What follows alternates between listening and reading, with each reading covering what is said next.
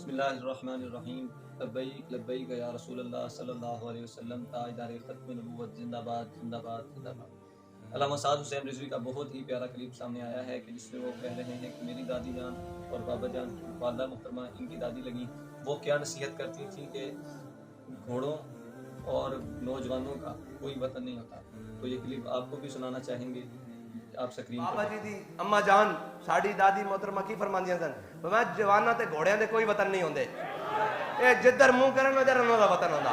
لبیک والےاں دا بھی جناب ٹائم کوئی نہیں، جس ٹائم آکھو لبیک والےاں دا بھی اتنا ہی کام ہے، صبح ہوئے شام ہوئے رات ہوئے دن ہوئے، ٹائم ہوئے نہ ہوئے، جس ٹائم پکاریا جاوے اس ٹائم آکھن لبیک۔ ماشاء اللہ، یہ آپ نے ایک کلپ دیکھا۔